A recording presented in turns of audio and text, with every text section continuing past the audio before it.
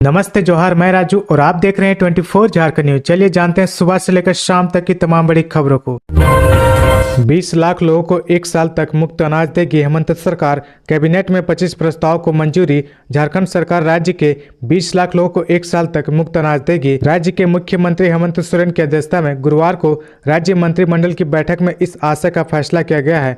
मंत्रिमंडल विभाग के प्रधान सचिव अजय कुमार सिंह ने बताया कि झारखंड कैबिनेट की बैठक में 25 प्रस्ताव पर मुहर लगी है। बैठक में विधानसभा का बजट सत्र 27 फरवरी से आहूत करने की भी मंजूरी दी गई है। सरकारी शिक्षकों को इलाज के लिए मिलेंगे 3 लाख रुपए। झारखंड के उच्च विद्यालय और +2 स्कूलों के शिक्षकों को बीमारी का इलाज कराने के लिए 3 लाख रुपए मिलेंगे। स्कूली शिक्षा व साक्षरता विभाग ने इसका प्रावधान किया है। शिक्षकों को यह सुविधा मिल सके, इसके लिए शिक्षक कर्मचारी कल्याण कोष समिति का गठन किया गया है।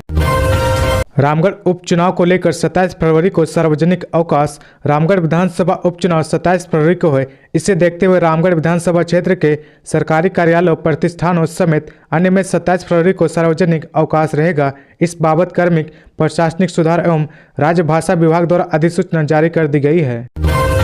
15 लाख का इनामी नक्सली मिथिलेश सिंह ने किया सरेंडर।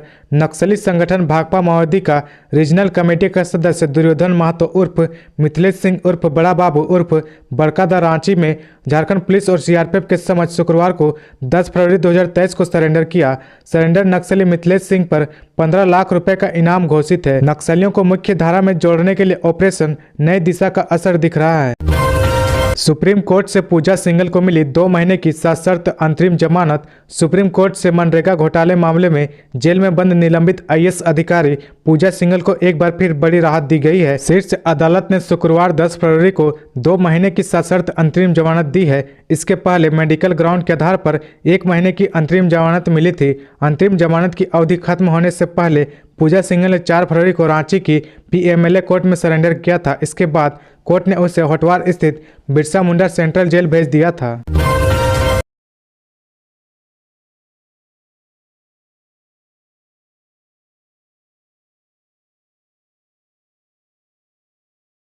खनन का मामला उठाया है। उन्होंने कहा कि झारखंड की विभिन्न नदियों में लगातार बालू का अवैध खनन हो रहा है। हमारा राज्य प्राकृतिक सौंदर्य का धनी प्रांत है। यहाँ के वन और यहाँ की जीवनदायिनी नदियों के कारण हमारे राज्य की एक अलग पहचान है।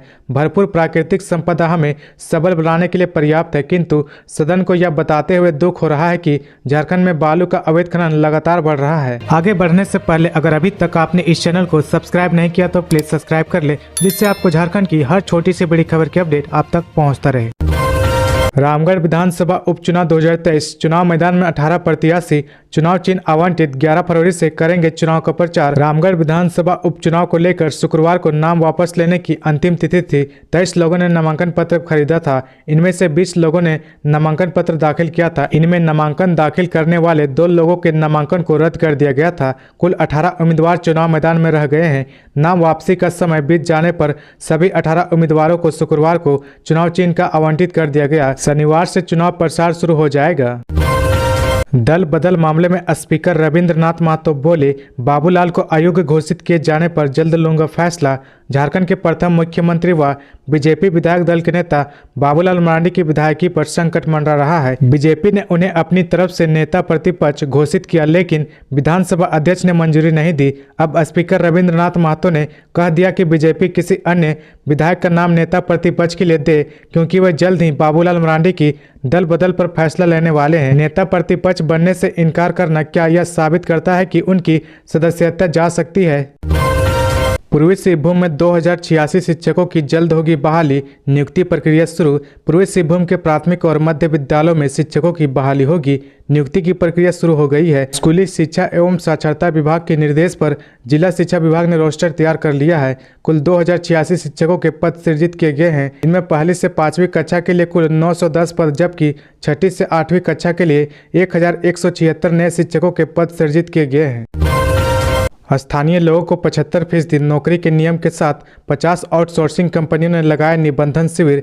निजी क्षेत्र की कंपनियों में 75% स्थानीय लोगों को नियोजन देने के लिए शुक्रवार को निबंधन शिविर का आयोजन किया गया। बीसीसीएल के सामुदायिक भवन में आयोजित निबंधन शिविर सह कार्यशाला में बीसीसीएल में काम करने वाली 50 आउटसोर्सिंग कंपनियों के प्रतिनिधियों ने भाग लिया। नियोजन पदाधिकारी आनंद कुमार तथा नोडल पदाधिकारी संतोष कुमार ने नियोजन अधिनियम की जानकारी दी। इस अधिनियम के आधार पर नियोजन देने के तरीके के बारे में बताया गया। शिविर में 50 आउटसोर्सिंग एजेंसी के प्रतिनिधियों ने भाग लिया।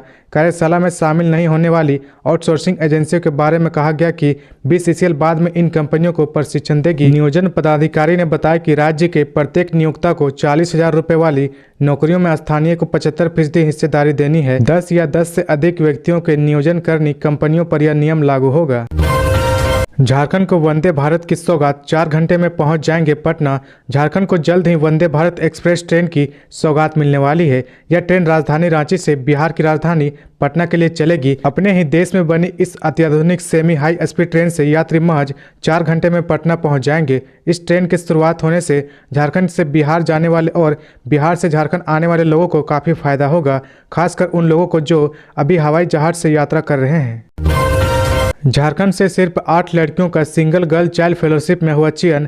Savitribai Jyotirao Phule single girl child fellowship 2022-23 के लिए झारखंड से 8 लड़कियों का चयन किया गया है। यूजीसी द्वारा सूची के मुताबिक इसमें आर्यराज, अनुष्का सतपथी, अपर्णा गांगुली, कुमारी प्रियंका, नेहा चक्रवर्ती, प्रजान शाह, शिल्पा हरवश, उत्साही आइन शामिल है। देश भर के कुल 1129 लड़कियों का चयन किया गया है। इस योजना के तहत जो लड़कियां घर में एकल है उनकी शिक्षा को बढ़ावा देना और रिसर्च कार्य के लिए प्रोत्साहित करना। एकल का तात्पर्य परिवार की वैसी लड़की जिसकी कोई भाई या बहन नहीं है। ध्वनि प्रदूषण मामले में हाईकोर्ट की झारखंड सरकार को फटकार, कहा 10 बजे के बाद नहीं बजना चाहिए लाउड स्पीकर। झारखंड हाईकोर्ट ने ध्वनि प्रदूषण मामले में शुक्रवार को स्वतः संज्ञान लेते हुए सुनवाई की, जहां अदालत ने झारखंड सरकार को शपथ पत्र दाखिल नहीं करने की वजह से कड़ी फटकार लगाई है। कोर्ट ने कड़ी चेतावनी देते हुए राज्य सरकार को कहा कि किसी भी हाल में रांची शहर में रात 10 बजे के बाद लाउड स्पीकर नहीं बजना चाहिए। अगर जरूरत पड़ी तो इस मामले में प्राथमिकी दर्ज कर कार्रवाई करें। आपको बता दें कि इस मामले की सुनवाई डॉक्टर SN पाठक की अदालत में हुई है। 100 फीट ऊंचे टावर पर चढ़ गई महिला, सरकार प्रशासन को लगी कोसने। झारखंड के धनबाद में अजीबोगरीब नजारा दिखा। एक महिला 100 फीट ऊंचे बिजली टावर पर चढ़कर सरकार को कोसने लगी। प्रशासन को अपशब्द कहने लगी। नीचे भीड़ जमा थी जो महिला को टावर से नीचे उतरने को कह रही थी। काफी मशक्कत के बाद महिला को टावर से उतारा गया। 11 फरवरी को साहिबगंज दौरे पर मल्लिकार्जुन खड़गे हाथ से हाथ जोड़ो अभियान की करेंगे शुरुआत।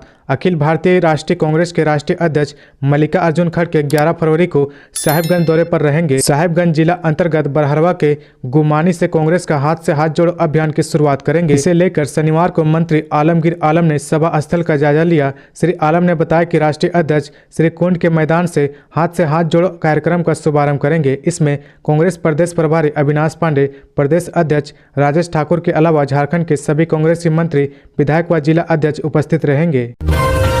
HEC रांची के बकाया राशि 2.48 करोड़ रुपए चुकाएगी झारखंड सरकार। स्मार्ट सिटी के लिए ली थी जमीन। झारखंड सरकार HEC को बकाया 2.48 करोड़ रुपए चुकाएगी। गुरुवार को कैबिनेट की बैठक में इस पर सहमति दी गई। यह राशि स्मार्ट सिटी के लिए ली गई जमीन के एवज में बकाया थी। स्मार्ट सिटी निर्माण के लिए राज्य सरकार ने HEC से 647.08 एकड़ जमीन ली थी। इसके बदले में HEC को किस्त में राशि चुकाई जा रही थी। अंतिम किस्त के रूप में कैबिनेट ने बकाया चुकाने पर मंजूरी प्रदान की। कैबिनेट ने राजधानी के चिरौंदी स्थित तारामंडल का संचालन निजी संस्था के माध्यम से कराने का फैसला किया। नॉमिनेशन के आधार पर ऑर्बिट एनिमेट प्रणाली को सौंपने की स्वीकृति प्रदान की। तारामंडल में खराब पड़े प्रोजेक्टर को दुरुस्त करने के लिए भी राज्य सरकार ऑर्बिट एनिमेटेड को राशि देगी। फाइलेरिया रोधी दवा खाने से 40 बच्चों की तबीयत बिगड़ी। झारखंड के साहिबगंज जिले के उधवा प्रखंड के बाबूटोला प्राथमिक विद्यालय हरेराम टोला में फाइलेरिया रोधी दवा खाने से लगभग 40 बच्चे बीमार पड़ गए। बच्चों को अनुमंडलीय अस्पताल में भर्ती कराया गया।